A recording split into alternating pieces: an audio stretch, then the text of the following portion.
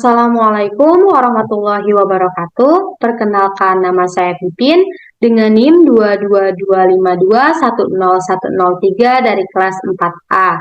Nah, pada video kali ini saya akan menjelaskan tentang peta konsep pada bab 3, di mana materinya itu tentang peluang bersyarat. Nah, sebelum itu kita harus tahu dulu apa itu peluang bersyarat. Nah, peluang bersyarat itu adalah peluang terjadinya suatu kejadian A jika diketahui nih bahwa kejadian B itu terjadi. Nah, ini tuh dapat dinyatakan dengan peluang A dengan syarat B terjadi. Nah, di sini terdapat definisi peluang bersyarat, yaitu di mana jika peluang B itu lebih besar dari 0, maka peluang terjadinya A itu diketahui B terjadi. Nah, di sini terdapat teorema 3.1, yaitu terbagi menjadi 3 poin, di mana pada poin 1 itu untuk setiap kejadian A berlaku bahwa 0 itu lebih kecil sama dengan peluang A dengan syarat B lebih kecil dari 1. Nah, pada poin kedua itu peluang S dengan syarat B terjadi sama dengan 1. Dan poin ketiga itu jika A1, A2 sampai A selanjutnya itu merupakan elemen dari F, maka itu disebut sebagai kejadian saling lepas, dan begitupun sebaliknya terhadap A dengan syarat B terjadi juga bisa kita sebut dengan kejadian saling lepas. Nah, yang selanjutnya yaitu di sini ada hukum penggandaan. Nah, hukum penggandaan. Nah, di sini ada hukum penggandaan. Di mana hukum penggandaan ini bisa kita sebut dengan hukum perkalian, yaitu menjelaskan tentang terdapat suatu formula perkalian peluang, sehingga yang dimaksud dengan hukum penggandaan ini adalah terdapat suatu formula perkalian peluang, sehingga formula peluang tersebutlah yang dinamakan dengan hukum penggandaan atau perkalian. Nah, di sini misalkan peluang A irisan B sama dengan peluang B dengan syarat peluang A dengan syarat B terjadi, atau peluang A irisan B sama dengan peluang A dikali peluang B dengan syarat A terjadi. Nah, di sini terdapat teorema 3.2, di mana pada teorema 3.2 ini merupakan teorema hukum penggandaan peluang. Nah, di sini itu jika peluang A1 irisan A2 sampai irisan AN dikurangi 1 lebih besar dari 0, maka peluang A1 irisan A2 sampai irisan AN itu sama dengan peluang A1 dikali peluang A2 dengan syarat A1 terjadi dikali peluang A3 dengan syarat A1 irisan A2 terjadi, sampai peluang AN dengan syarat A1 irisan A2 sampai AN dikurangi 1. Nah, untuk yang selanjutnya yaitu di sini ada hukum peluang total. Nah, di sini hukum peluang total itu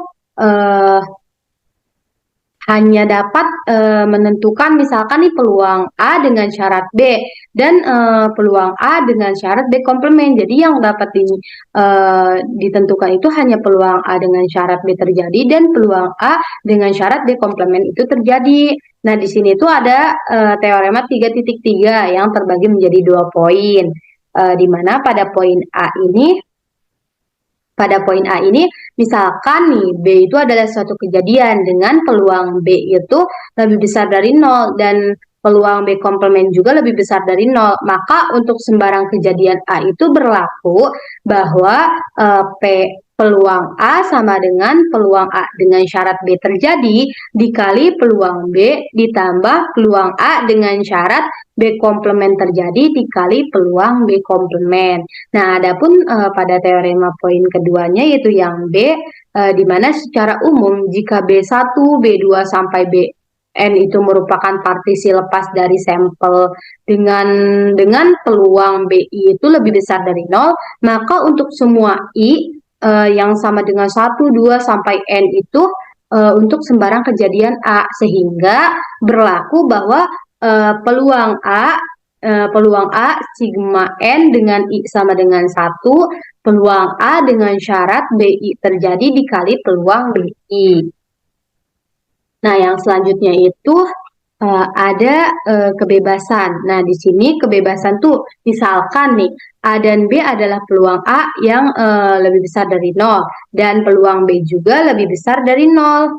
Nah, maka peluang A itu sama dengan peluang A dengan syarat B terjadi dan dan sebaliknya nih, misalkan peluang B dulu, peluang B sama dengan peluang B dengan syarat A terjadi. Jika di sininya itu adalah peluang B, maka di sininya itu peluang B dengan syarat A terjadi, kayak gitu. Nah, di sini ada definisi kejadian bebas. Nah, definisi kejadian bebas. Nah, misalkan nih, peluang A irisan B sama dengan peluang A dikali B, dikali peluang B. Jadi, pada definisi kejadian bebas itu di mana pada peluang A irisan B itu akan sama dengan peluang A dikali peluang B. Nah, di sini juga ada teorema nih, pada teorema 3.4 yang terbagi menjadi 3 poin, di mana pada poin pertama itu jika A dan B adalah dua kejadian bebas, maka A dan B komplement dua kejadian bebas. Terus yang poin kedua A komplement dan B itu adalah dua kejadian bebas juga, dan pada poin 3 A komplement dan B komplement adalah dua kejadian bebas juga, seperti itu. Nah, untuk yang terakhir yaitu di sini ada teorema Bayes. Teorema Bayes ini nih teoremanya, isi dari teoremanya ini seperti ini. Misalkan B1, B2 sampai Bn itu adalah partisi lepas dari ruang sampel S suatu percobaan. Nah, jika peluang BI itu lebih besar dari 0 untuk semua, misalkan I sama dengan 1, 2 sampai N, maka untuk sembarang kejadian A dari sampel dengan peluang A lebih besar dari 0. Dan untuk sembarang K ini berarti K-nya itu sama dengan 1, 2, sampai N. Seperti yang I tadi. Nah, maka berlaku peluang BK dengan syarat A terjadi sama dengan peluang A dengan syarat BK terjadi dikali peluang BK dibagi sigma N dengan I sama dengan 1 dikali peluang A dengan syarat BI terjadi dikali peluang BI. Nah, ini adalah teorema terakhir yang ada di peluang bersyarat ini. Jadi, materi ini dapat membantu kita untuk dapat menyelesaikan materi tentang peluang bersyarat, di mana teorema-teorema ini sangat berfungsi tentunya, karena ini dapat membantu kita dalam menyelesaikan masalah di dalam materi peluang bersyarat. Nah, mungkin hanya itu saja yang dapat saya sampaikan dari peta konsep pada bab 3 tentang peluang bersyarat ini. Kurang dan lebihnya saya mohon maaf. Wassalamualaikum warahmatullahi wabarakatuh. Terima kasih.